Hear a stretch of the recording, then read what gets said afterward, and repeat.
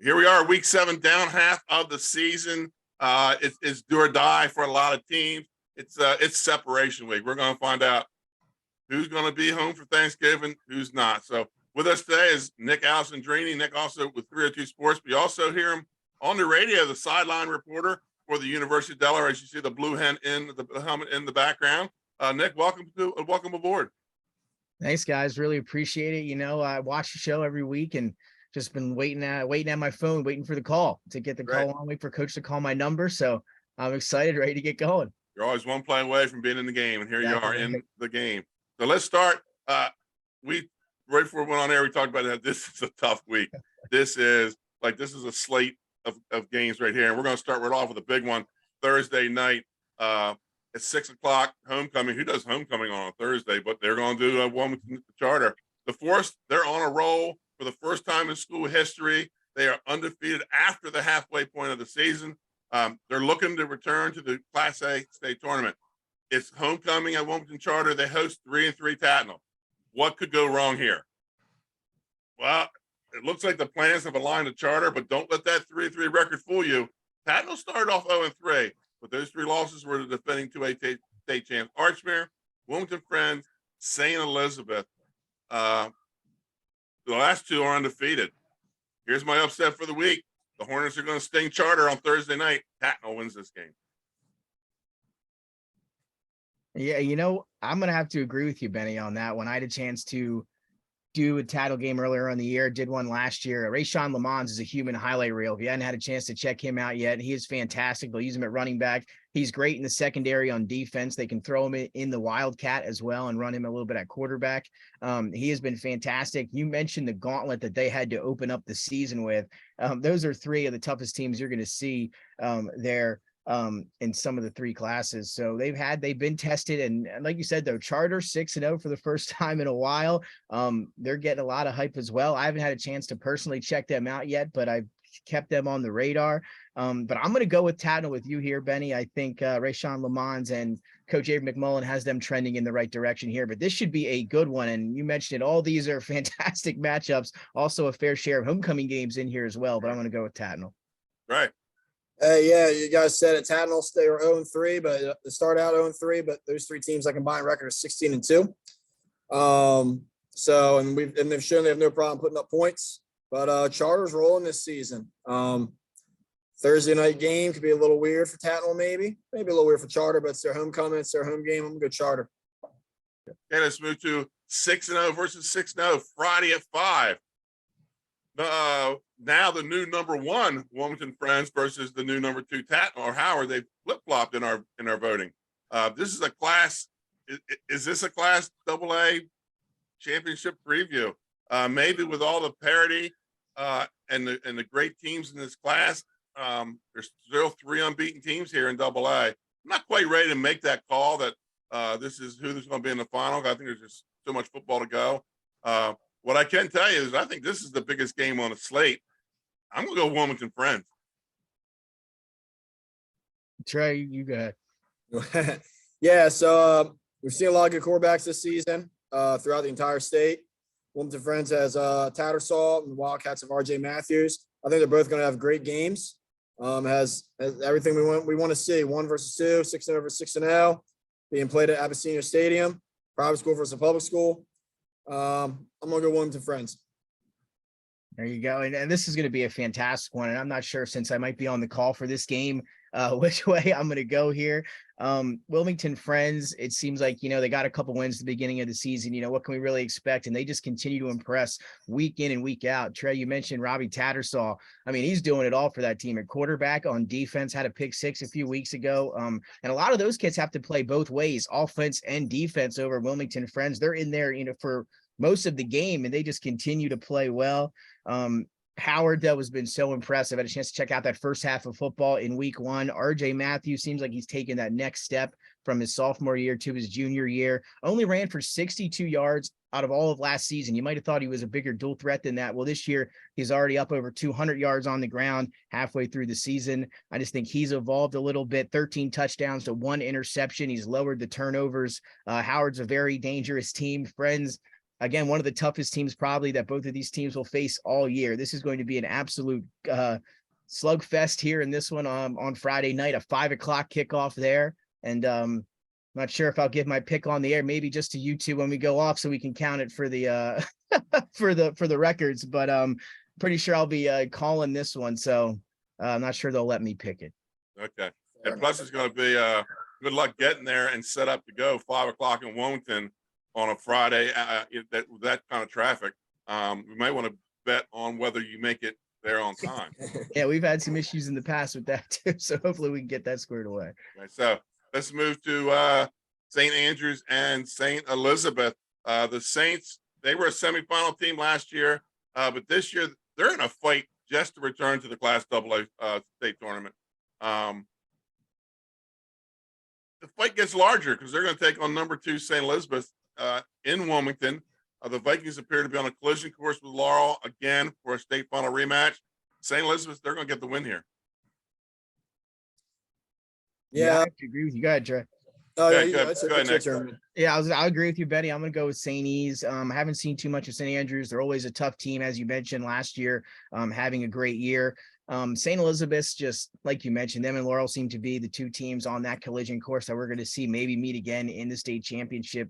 And Kasim Benson, every year, I mean, his stats were almost mythological, off the charts last year. You look at him again this year, over 1,000 yards and 20 touchdowns already this season for St. E's on the ground. He's spectacular, averaging over 11 yards per carry, I think, statistically for him. Soto's filled in well at quarterback. The defense is stout up front in the linebacking core. Give me the Vikings here to advance to 7-0.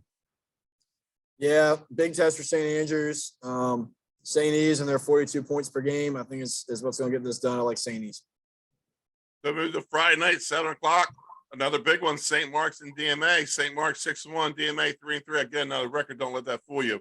DMA fell out of the rankings a few weeks back, but this is a game where they could change all that, and they have the athletes to do so. St. Mark's, they got the wake-up call with the loss to Archmere. I think they're refocused, and I like them to win this game, St. Mark's. Go ahead, Nick. Yeah, another good one here. Another homecoming game. This one, Delaware Military Academy's homecoming on Friday night. This is going to be another very good one. I think, DMA haven't really been in the news for all the right things in terms of on the football field, but they've got talent there. They've got another good team this season.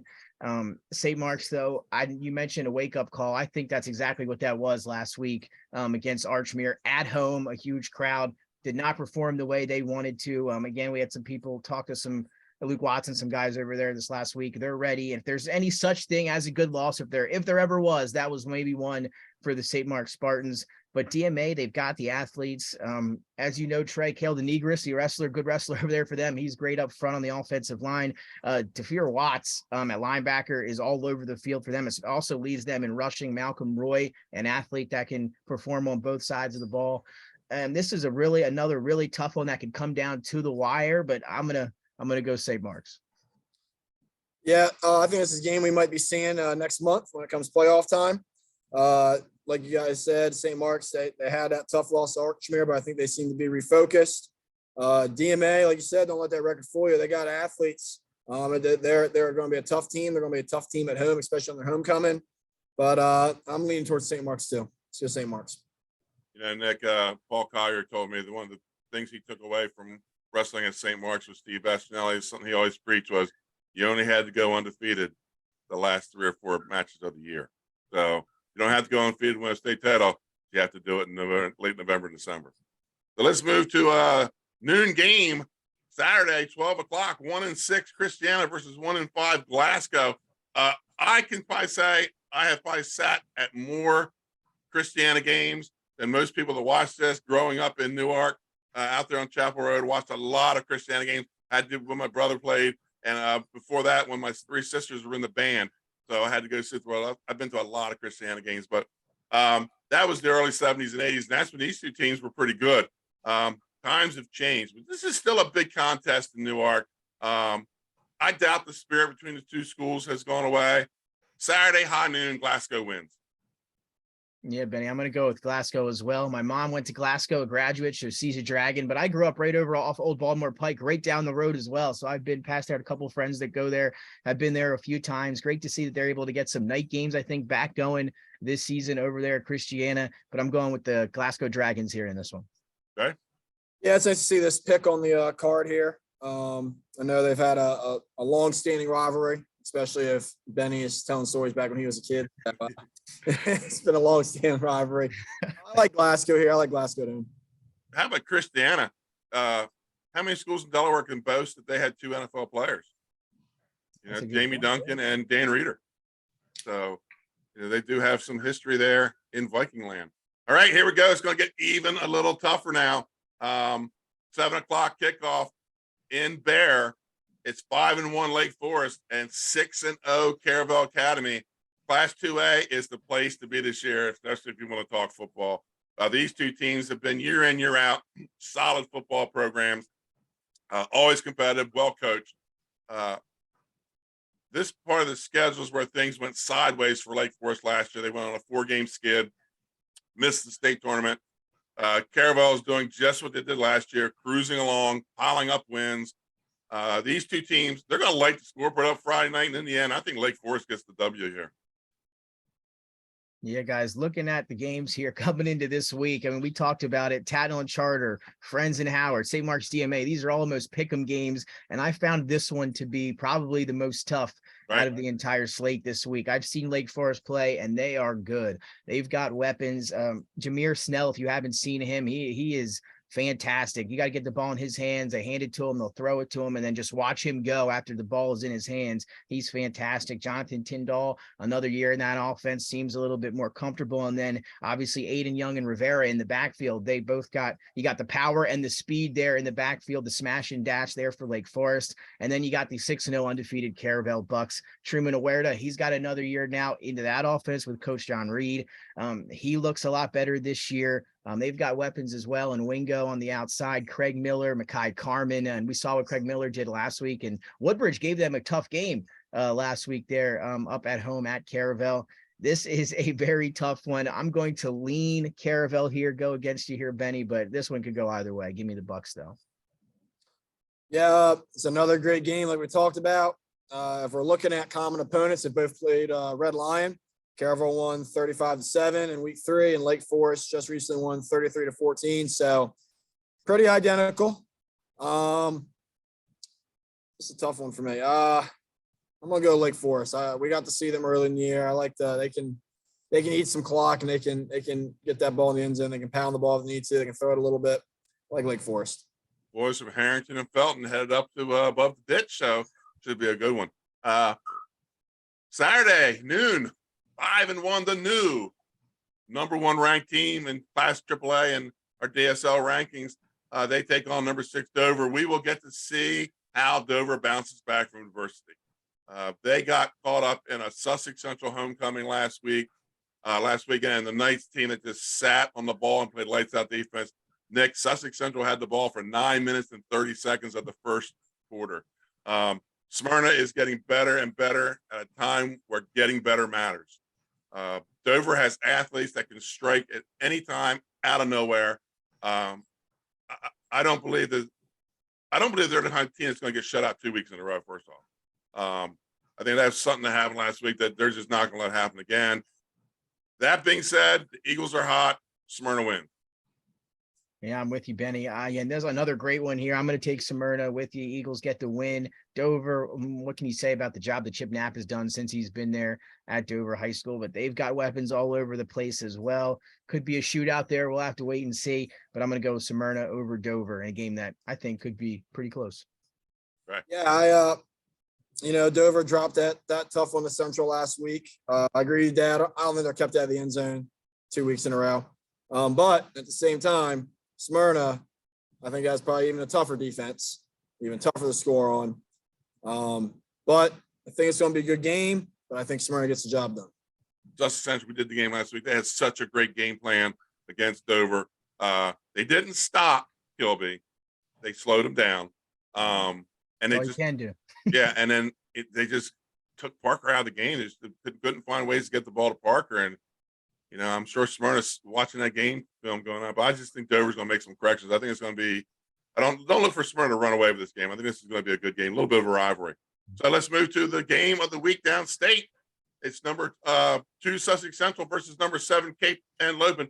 Every media source last week picked Dover to beat Sussex Central, including us. And we very rarely pick the Knights to lose at home. My friends, the fans were gracious as you know, leaving the stadium. They know things happen. What saved me was everybody picked against Sussex Central. This week they go on the road, but with just as much on the line. The last automatic berth in Class AAA state tournament is up for grabs. I think the winner's in, so to speak. Cape still has Smyrna. Cape and Lopin is a much improved team. They can put points on the board behind Markai James. It's homecoming at Cape and Lopin. The Vikings fans, they turn out on Friday nights for home games. There will be a huge crowd. There's going to be a lot of excitement. There's going to be a parade into the stadium for homecoming and a chance for Cape to make a statement. And that's all before we kick off. This Sussex Central defense has shut out 2 of the top 7 teams in Salesianum and Dover. I'm going to get my people, they expect me to make a pick, especially my Central fans, and they're frothing at the mouth. You know, am I going to pick against them 2 weeks in a row? They're on the road. I picked against them in the Castle. I'm not that stupid. Sussex Central wins Friday night. I'm with you, Benny. I don't know if they would have let you pick against them 2 weeks in a row, but I'm all in on Sussex Central. Markai James, though, 13 touchdowns already this year. I mean, when you think about how far they've come since last season, just in the football program, I mean, all the other sports, they have just been playing so well. Lacrosse, wrestling, baseball, they've been fantastic. Football now starting to catch up as well. They look pretty good this year, on an uptick, but I'm going to go with Sussex Central and that defense. It'll travel, take it on the road here to Cape Henlopen on homecoming. You got Henry and Long in the backfield, pound the ball. They can make big things happen and just let the defense play their game, taking the Knights. All right, Mitchell.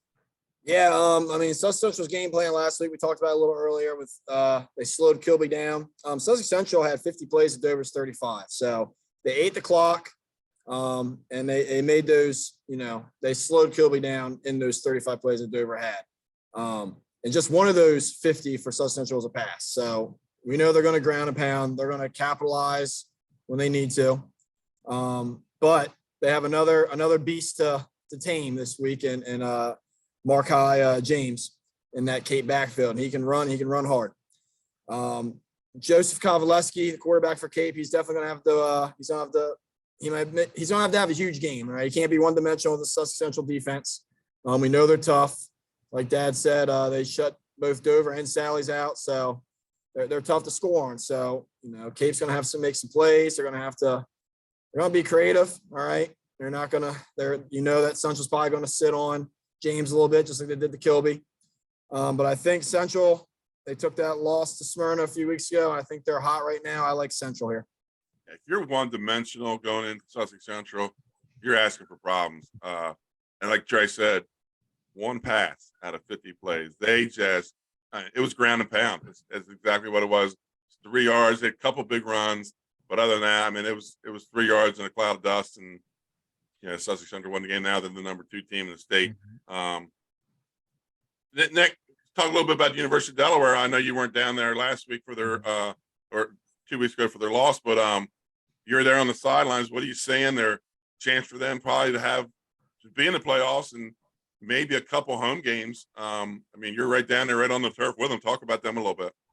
Yeah, I mean, I love what I've seen out of them this year. You know, a lot of question marks coming in with Coach Ryan Cardy coming over from Sam Houston State. You know, the offense the last couple of years, though the defense has been pretty good, the offense has kind of been a little bit stagnant to get things going. Obviously, we're seeing a change. Obviously, Nolan Henderson being healthy helps a lot with that offense. He's been fantastic this year. Hopefully, he's healing up ahead of this week.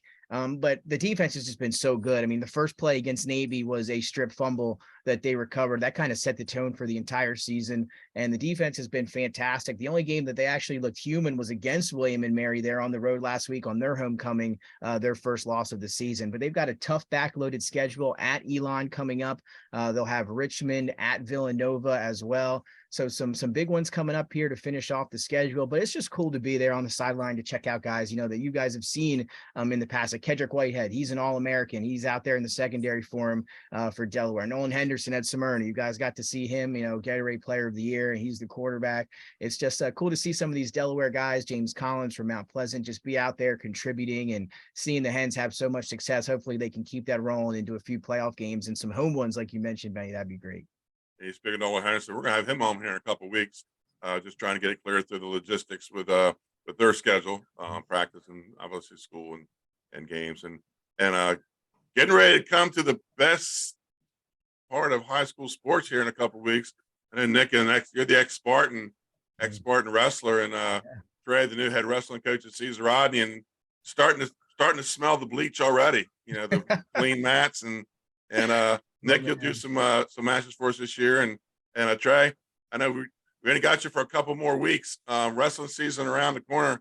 Want to talk a little about your Caesar Rodney Riders? I don't really like to go too much in detail about them, but we got a lot of young guys back. I got a good senior class. Just some good kids that they just enjoy working hard. They just enjoy the sport of wrestling and getting better. And there's someone that have to slow them down. They love to come to the room and work. Like I said, they're good kids. Pretty excited. Dan Rigby left me a really good group of kids for my first season, so I'm very grateful for that. And I can't wait to get rolling. Can't wait for November 7th. And Nick, I know you'll be looking forward to February and holding that mic up. This year, you get to stand with the wrestlers. No more of this COVID nonsense. Right. Yeah, we're back sitting behind a table in front of a fire extinguisher in a window. We get to go back to our old selves again, and maybe there's going to be a couple riders that you'll be interviewing on the last night of the season. Yeah, it's going to be an exciting wrestling season. I know, once Trey took over, we were excited to see Caesar Rodney coming up. And again, we got to have a good team this year. Looking forward to seeing them. And obviously St. Mark's a little bit on the rise as well, getting some different guys in there and trying to grow their numbers up. It hasn't been great for them the last couple of years, but looking up with you, Coach Cam Butler, and Robbie DeMacy's doing a great job with admissions over there. So they've got some, looking up for the Spartans this year. Hopefully in a couple of years, they'll be able to compete with Trey's Riders here. I like what they're doing over there. Coach Cam Butler, I've kind of been watching from a distance. He's got some good stuff going on over there. And I think the last time those two schools wrestled, you guys were on the mat. Wow. Yeah. Was that 2012 semis? 2012 semis. You guys both wrestled on that team, and that was kind of like right before St. Mark's took a little bit of a downfall. And it wasn't the wrestling program. I think they lost a ton of students around that era, didn't they, Nick?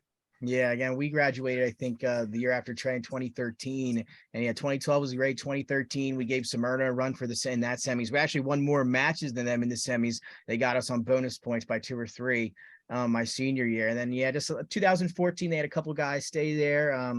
Michael Vitri, Thomas Atlowski. And then after that, just the admissions, as you mentioned, Benny, the school took a little bit of a hit enrollment wise. The next couple of years, things were down, but starting uptick now. Got students starting to get back in there. They've done a great job with getting kids in there. And I think good stuff on the horizon for the future Spartans and current Spartans there at St. Mark's. All right. So that's your picks for week number 7, folks. It was a tough one. Nick had to come in on a tough week, but he's been around.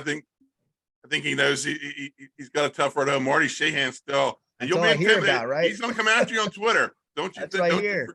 Yeah, he'll let you know. But another great weekend. We're headed right down to the end of the road. Playoffs around the corner. I'm excited for. And then wrestling season. Nick, thanks for being on board for Nick and Trey. I'm Benny Mitchell, and we'll see you at kickoff this weekend.